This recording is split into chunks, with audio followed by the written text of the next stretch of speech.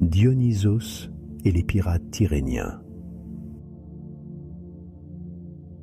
Un jour, alors qu'il errait sur les rives du Nil, Dionysos, le dieu de la vigne, des fêtes et de l'ivresse, fut aperçu par un groupe de pirates tyréniens. Ces marins, attirés par l'apparence juvénile et belle du dieu, décidèrent de l'enlever, croyant qu'il était un noble mortel, ou peut-être même un prince. Ils espéraient le vendre pour une rançon élevée ou l'échanger contre des trésors.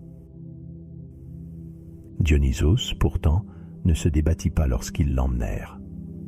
Il se laissa capturer sans montrer le moindre signe d'inquiétude, montant tranquillement à bord du bateau. Les pirates, ne se doutant pas de sa véritable nature, se mirent à naviguer en haute mer, le sourire aux lèvres, heureux de leur future récompense. Mais alors que le navire s'éloignait des côtes, des événements étranges commencèrent à se produire.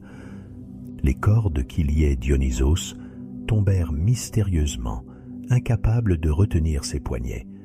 Le dieu se redressa et se tint debout, libre de tout lien, au milieu du pont du navire. Un des pirates, plus perspicace que les autres, comprit qu'ils avaient affaire à une force divine et s'écria « Cet homme n'est pas un simple mortel, il est un dieu. Nous devons le relâcher immédiatement, de peur qu'il se venge de nous. » Les autres pirates, toutefois, se moquèrent de lui, le traitant de lâche et refusant de prêter attention à ses avertissements.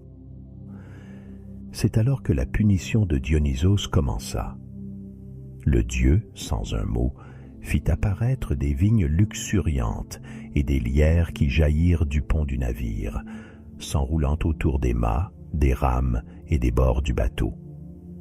Les branches épaisses et torsadées des vignes enveloppèrent tout le navire, envahissant chaque recoin.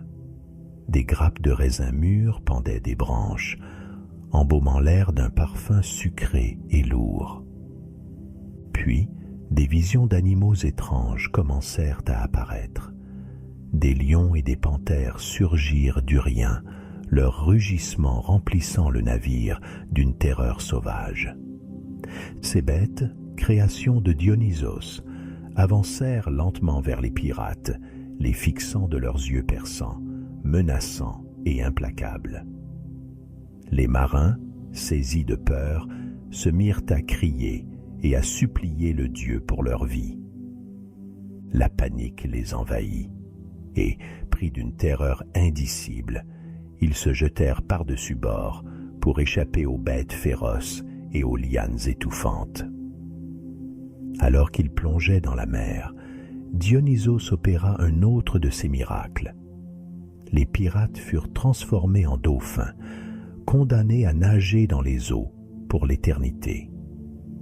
Seul le pirate qui avait pressenti la divinité de Dionysos et avait plaidé pour sa libération fut épargné, ému par son discernement et sa loyauté. Dionysos, dans sa clémence, le laissa sain et sauf sur le navire, tandis que tous les autres avaient pris leur nouvelle forme de dauphin. Ce mythe de Dionysos et les pirates tyréniens devint un symbole du pouvoir divin et de la justice implacable des dieux grecs. Dionysos, bien qu'associé à la fête et à l'ivresse, montra dans cette histoire qu'il pouvait être aussi impitoyable que n'importe quelle autre divinité olympienne face à ceux qui osaient défier ou sous-estimer sa nature divine.